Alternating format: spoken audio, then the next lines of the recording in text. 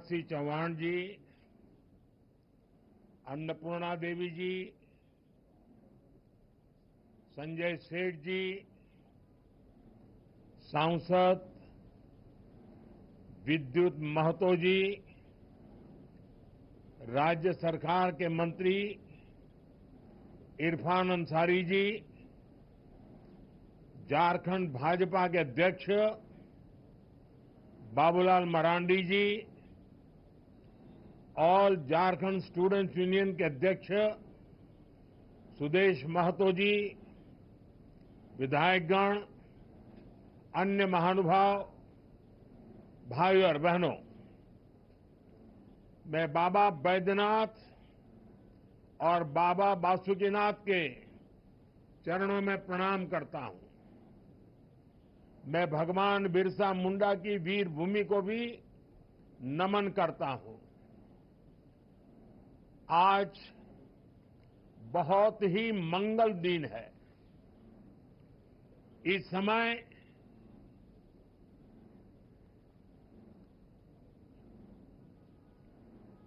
झारखंड में प्रकृति पूजा के पर्व आज कर्मा की उमंग है। इस समय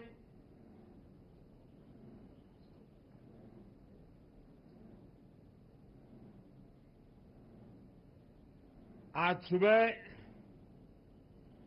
जब मैं रांची एयरपोर्ट पर पहुंचा तो एक बहन ने कर्मा पर्व के प्रतीक इस जावा से मेरा स्वागत किया। इस पर्व में बहनें अपने भाई की कुशलता की कामना करती हैं। मैं झारखंड के लोगों को कर्मा पर्व की बधाई देता हूं।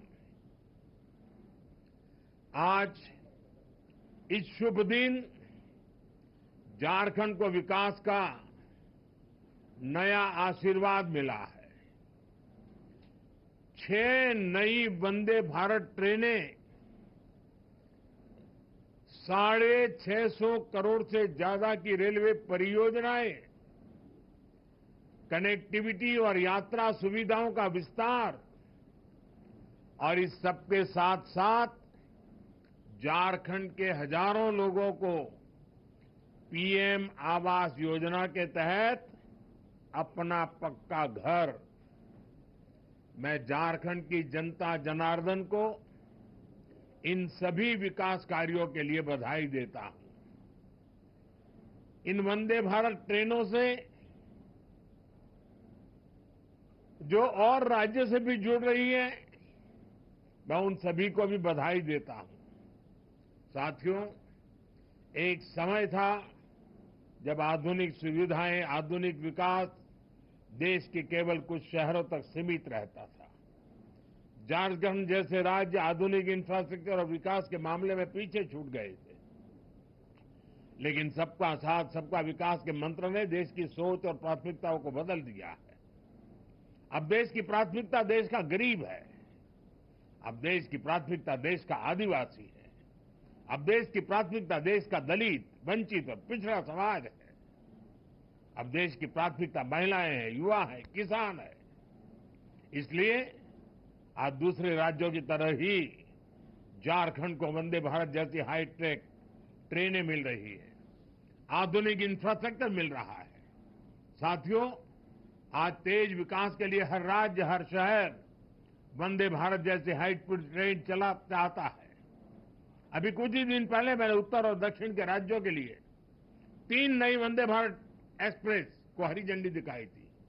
और आज टाटानगर से पटना, टाटानगर से उड़ीसा के ब्रह्मपुर, राउरकेला से टाटानगर होते हुए हावड़ा, भागलपुर से दुमका होते हावड़ा, देवघर से गया होते हुए वाराणसी और गया से कोडरमा, पारसनाथ, धनबाद होते हुए हावड़ा के लिए वंदे भारत एक्सप्रेस की सेवा शुरू हुई है।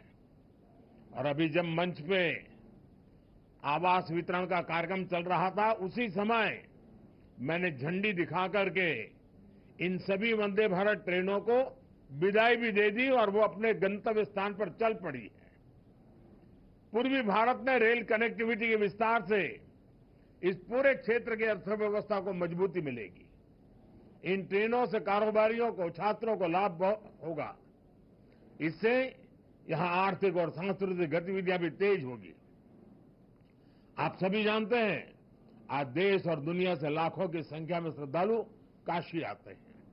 काशी से देवघर के लिए वंदे भारत ट्रेनों की सुविधा होगी तो उनमें से बड़ी संख्या में लोग बाबा वैद्यनाथ के भी दर्शन करने जाएंगे।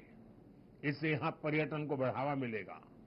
टाटा नगर तो देश का इतना बड़ा औद्योगिक केंद्र है। यातायात की अच्छी सुविधा यहां के औद्योगिक विकास को और गति देगी। पर्यटन और उद्योगों को बढ़ावा मिलने से झारखंड के युवाओं के लिए रोजगार के अवसर भी बढ़ेंगे। साथियों, तेज विकास के लिए आधुनिक रेल इंफ्रास्ट्रक्चर उतना ही जरूरी है। इसलिए आज यहां कई नए प्रोजेक्ट भी शुरू किए गए हैं। मधुपुर बाईपास लाइन की आधारशिला रखी गई है।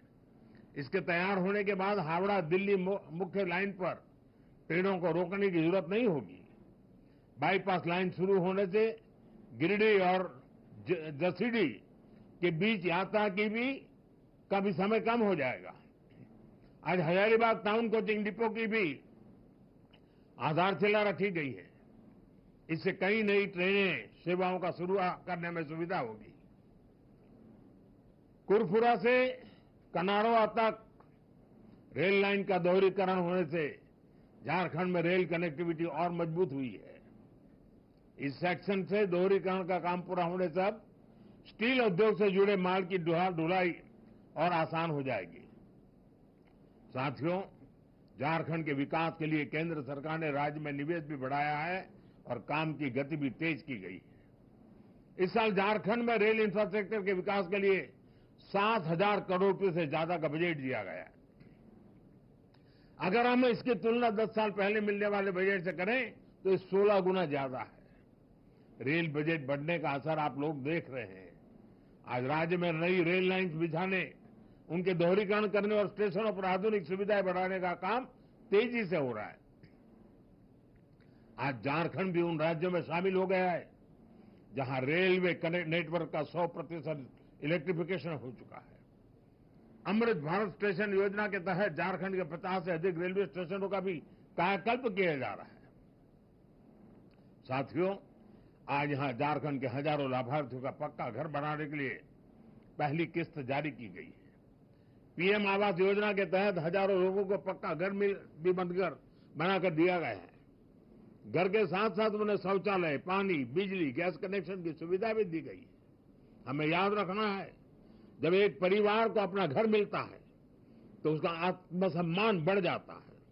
वो अपना वर्तमान सुधारने के साथ ही बेहतर भविष्य के बारे में सोचने लगता है। उसे लगता है कि कुछ भी संकट हो तो भी उसके पास एक अपना घर तो रहेगा ही।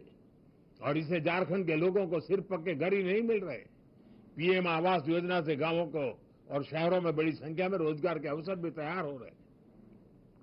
साथियों, 2014 के बाद से देश के गरीब, दलित, वंचित और आदिवासी परिवारों को सशक्त बनाने के लिए कई बड़े कदम उठाए गए हैं।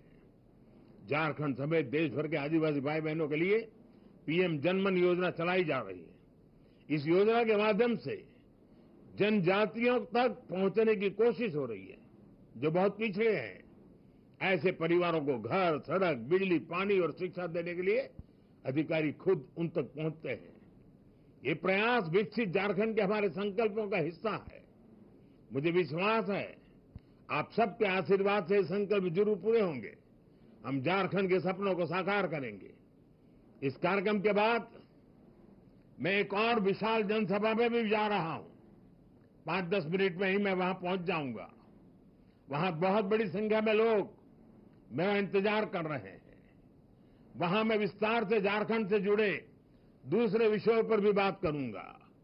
लेकिन मैं झारखंड वासियों की क्षमा भी मांगता हूं, क्योंकि मैं रांची तो पहुंच गया लेकिन प्रकृति ने मेरा साथ नहीं दिया और इसलिए यहां से हेलीकॉप्टर निकल नहीं पा रहा है, वहां पहुंच नहीं पा रहा है और इसके कारण मैं वीडियो कॉन्फ्रेंस से इन सारे कार्यक्रमों का आज उद्घाटन और लोकार्पण कर रहा हूं।